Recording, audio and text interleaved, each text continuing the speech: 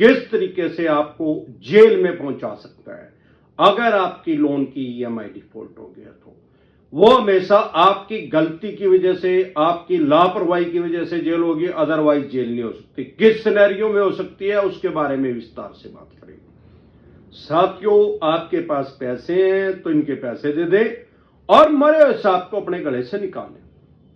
नहीं पैसे हैं तो रव केतु ग्रह तो क्या करेगा, दुनिया का कोई ग्रह धरती पे आके आपका कुछ नहीं बिगाड़ सकता। और ये चवन्नी छाप ये तो सौदा ही कुछ नहीं है इनका। यमराज पे बैठे ही अमरदीप का ध्यान, इनको तो हरिद्वार तक छोड़ के ही आऊंगा। साथियों, लोन की ईएमआई डिफॉल्ट होना क्राइम में कंसीडर नहीं होता, अपराध की श्रेणी में नहीं आता। किस सिनेरियो में कोई भी बैंक या एनबीएफसी कंपनी आपको जेल की सलाखों के पीछे भेज सकता है।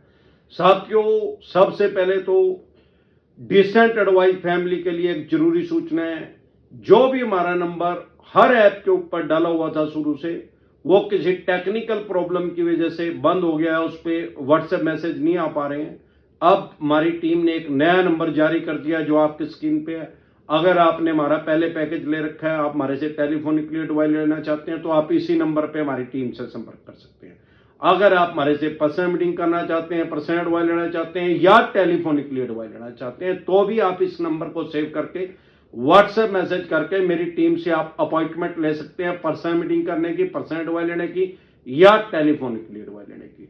साथियों, अभी मैं कोलकाता आ रहा हूं, वेस्ट बंगाल में। अगर आप कोलकाता या आसपास कहीं भी रहते हैं, आप कोलकाता में मेरे से पर्सनल मीटिंग करना चाहते हैं, पर्सनल एडवाइस लेना चाहते हैं तो आप स्क्रीन पे जो नंबर है उसको सेव करके व्हाट्सएप मैसेज करके मेरी टीम से अपॉइंटमेंट ले सकते हैं।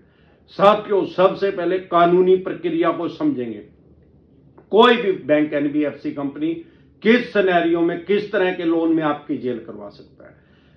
सारे देश या सारी दुनिया की भी बात करें तो सिर्फ 2 तरह के लोन होते हैं। अब आम आदमी कहेगा यार 5-10 तरह के तो मेरे को ही पता है भाई लोन होते हैं। पर्सनल लोन, बिजनेस लोन, गाड़ी का लोन, ट्रक का लोन, बस का, हवाई जहाज का, समुद्री जहाज का, हर चीज लगभग लोन पे है। 99% लोन पे चली हुई है दुनिया।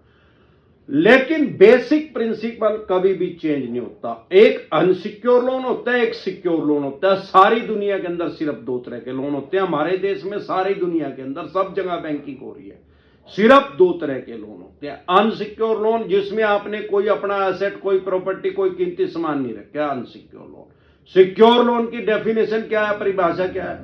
आपने कोई अपना कीमती सामान, एसेट या प्रॉपर्टी आपने वो मॉर्गेज कर दिया, गिरवी रख दिया, रहन रख दिया, तो उसको सिक्योर लोन कहते हैं। सबसे सिक्योर लोन कौन सा माना जाता है सारी दुनिया के अंदर? Gold loan. गोल्ड लोन में कोई भी बचाव का कोई तरीका नहीं है। अगर आपने गोल्ड लोन ले लिया, उसके पैसे नहीं दिए जा रहे तो गया बंक के पाड़े में। अमरदीप कादियान का, दुनिया का कोई कादियान आपको नहीं बचा सकता। गोल्ड लोन के अलावा किसी भी तरह का आपका लोन है, personal loan, business loan, education loan, credit card का, मकान, दुकान, जमीन, जायदाद, फैक्ट्री, कारखाना, स्कूल, कॉलेज, बंगला, कोठी या शोरूम, जो भी आपने मॉर्गेज करके, गिरवी रख के इनसे लोन लिया, उसमें भी बचाव हो सकता है। हर जगह बचाव हो सकता है। हर काम के अंदर लूप होल होते हैं। तुरंत प्रभाव से एक्सपर्ट एडवाइस लेके लूप होल को यूज करें और बल्लू तुम्हारी जेल से फरार कर दे, अब लेके दिखा। अब अनसिक्योर लोन में सबसे पहले अनसिक्योर लोन की बात करेंगे, क्योंकि 90% आदमियों के अनसिक्योर लोन ही डिफॉल्ट होते हैं। क्रेडिट कार्ड भी अनसिक्योर लोन है, जिसको लोग लोन ही नहीं समझ रहे हैं।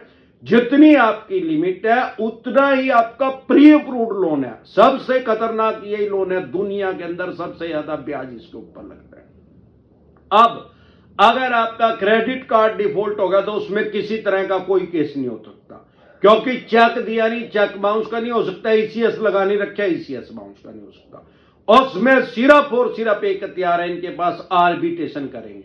आर्बिट्रेटर का नोटिस भेजेंगे, सोल आर्बिट्रेटर का, सेक्शन 62 के तहत भी भेज सकते हैं। सारे सोल आर्बिट्रेटर का नाम है।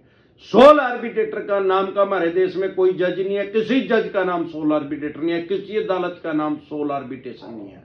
यह आर्बिट्रेटर बैंक एनबीएफसी कंपनी के ऑफिसर है।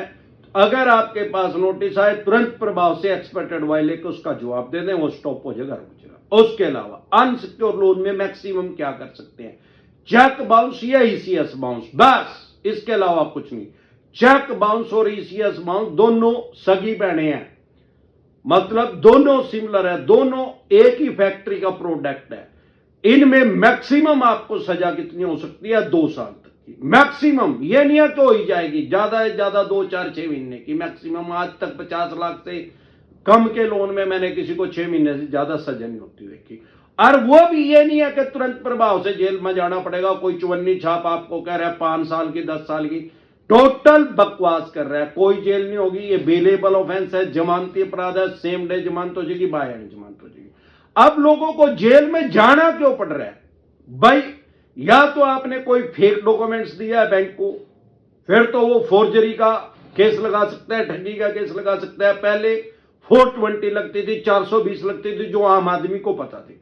लेकिन अब ब्रिटिश काल का सारा काला कानून खत्म हो गया। आईपीसी और सीआरपीसी हट गया हमारे देश में से। अब आ गया बीएनएस, भारतीय न्याय संहिता, बीएनएसएस, भारतीय नागरिक सुरक्षा संहिता। उसके अकॉर्डिंग अब कोई आदमी फोर्जरी करेगा, ठगी करेगा, तो उसके ऊपर 318 धारा लगेगी, 318। 420 कोई कह सकते हैं सामान्य बोलचाल की भाषा में कि अब उसका नाम 318 हो गया। जो 406 थी अमानत में खयानत, 406 जो पहले धारा लगती थी, अब उसका नंबर हो गया 316 बीएनएस के अकॉर्डिंग। तो डरे घबराए नहीं, आम आदमी के ऊपर यह लग ही नहीं सकती। अगर आपने कोई फेक डॉक्यूमेंट दिया, बहुत से हमारे देश में डीएसए काम करते हैं और आम आदमी को कहते हैं भाई हम ज्यादा लोन दिला देंगे, फेक उसकी सैलरी स्लिप एडिट कर दी या बैंक स्टेटमेंट एडिट कर दी, कोई भी फेक डॉक्यूमेंट्स देके अगर आपने लोन लिया तो आपके ऊपर फोर्जरी का ठगी का केस लग सकता है, 318 लग सकती है। अन्य किसी सिनेरियो में, दूसरा सिनेरियो क्या है? आप ओडी Q7 टॉप मॉडल लेके घूम रहे हैं, आपके किसी बैंक एनबीएफसी कंपनी का 2 लाख रुपए देने हैं, वो 1 करोड़ से ज्यादा की आती है, आपके नाम है और उस पर लोन भी नहीं है, तो आपके ऊपर फोर्जरी लग सकती है। भाई इसकी इंटेंशन चीटिंग की थी। या आपके किसी अन्य बैंक में 5 करोड़ रुपए पड़े हैं, आपने देने 5 लाख रुपए हैं, तो भी इंटेंशन चीटिंग किया, भाई इसकी पता लग जाएगा। लेकिन डरे घबराए नहीं, 10,000 में से किसी एक आदमी ने काम किया, 9,999 आदमियों ने काम ही नहीं किया, तो उनके ऊपर फोर्जरी लग ही नहीं सकती, ठगी की धारा लग ही नहीं सकती। कौन सी लग सकती है? 138 चेक बाउंस या ECS bounce, payment and settlement act 2007 के अकॉर्डिंग सेक्शन 25। आजकल NACH, नैच के ऊपर साइन होते हैं, ऑनलाइन लोन लेते हैं तो भी नैच ही लगता है। आप अप्रूवल देते हैं उस बैंक एनबीएफसी कंपनी को, भाई मेरे अकाउंट में से पैसे निकाल लेना। जब आपकी ईएमआई मिस हो जाती है, बाउंस हो जाती है, तो आपका ईसीएस बोलते हैं उसको बैंकिंग की भाषा में, ईसीएस बाउंस हो सकता है, हो जाता है। वो सेक्शन 25 का आपके ऊपर केस कर सकता है। अब वो केस कहां कर सकता है? किसी थाने, पुलिस स्टेशन, चौकी में केस नहीं होता, आपके ऊपर कोर्ट में केस कर सकता है। जानबूझ के क्या करते हैं? अदर स्टेट में केस करते हैं, जानबूझ के। आप दिल्ली रहते हैं मुंबई कर देंगे, मुंबई रहते हैं श्रीनगर कर देंगे, श्रीनगर रहते हैं तो कलकत्ता कर देंगे, हरियाणा रहते हैं तो कलकत्ता कर देंगे, और कलकत्ता रहते हैं तो हरियाणा कर देंगे। जानबूझ के अदर स्टेट में करते हैं, आपको साइकोलॉजिकल प्रेशर में लेने के लिए, मनोवैज्ञानिक दबाव के अंदर लेने के लिए। लेकिन कश्मीर से लेकर कन्याकुमारी तक, आसाम से लेकर गुजरात तक एक ही कानून है, सिर्फ भाषा अलग अलग है। भाई आप कलकत्ता चले गए तो वहां तो भाई बंगाली भाषा बोल रहे हैं, आप चेन्नई चले गए तो वहां तो तमिल भाषा बोलते हैं, आप केरला चले गए तो मलयालम भाषा बोलते हैं, उड़ीसा चले गए तो उड़िया भाषा बोलते हैं, कर्नाटक चले गए तो कन्नड़ भाषा बोलते हैं। तो आप डरे घबराए नहीं, सारे देश के अंदर आपको सारी भाषा सीखने की जरूरत नहीं है।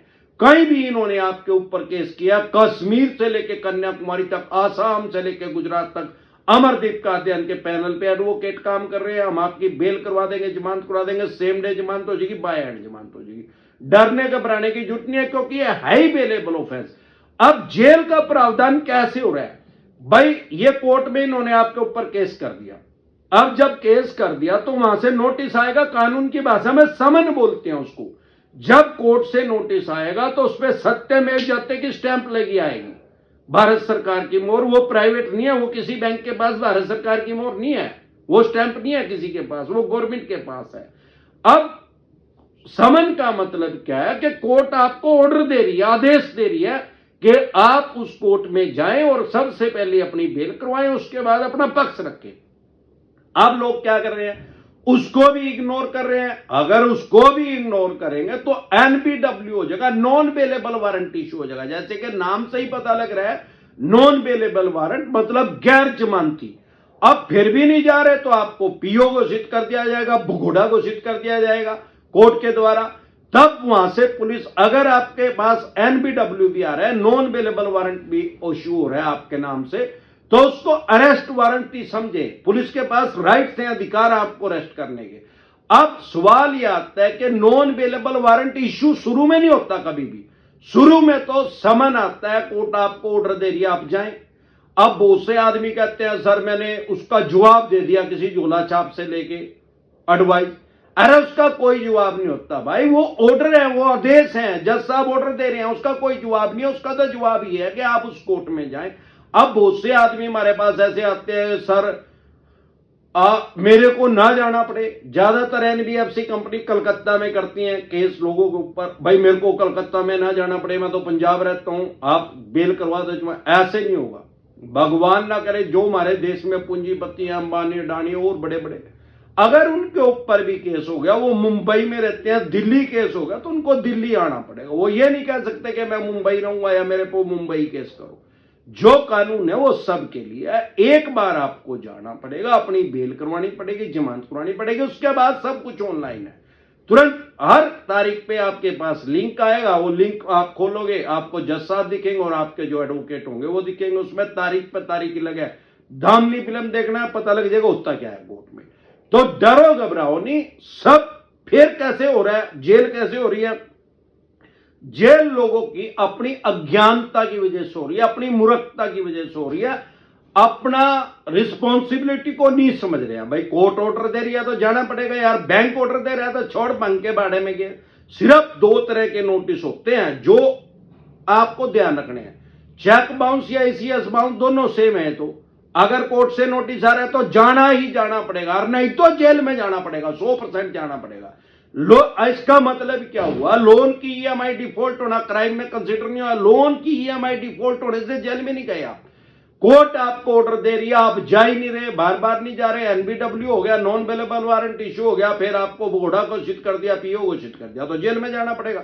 और उसी स्टेट की जेल में जाना पड़ेगा जहां से वो नोटिस आया है, जहां से वो समन आया है। उस जज साहब के अधिकार क्षेत्र में जो भी जेल होगी वहीं जाना पड़ेगा और जेल की रोटी खानी पड़ेगी। लेकिन हुआ कब, वो जब आपने उस नोटिस को, उस समन को इग्नोर किया। अगर आप वहां जाके अपनी बेल करवा रहे हैं, जमानत करवा रहे हैं, तो मान्य सुप्रीम कोर्ट तक जाते आते 40-45 साल लगे, कोई जेल नहीं होती, किसी को आज तक नहीं हुई। तो डरे घबराए नहीं, इस सिनेरियो में सिर्फ जेल हो सकती है, और किसी भी सिनेरियो में कोई भी बैंक एनबीएफसी कंपनी आपकी जेल नहीं करवा सकता।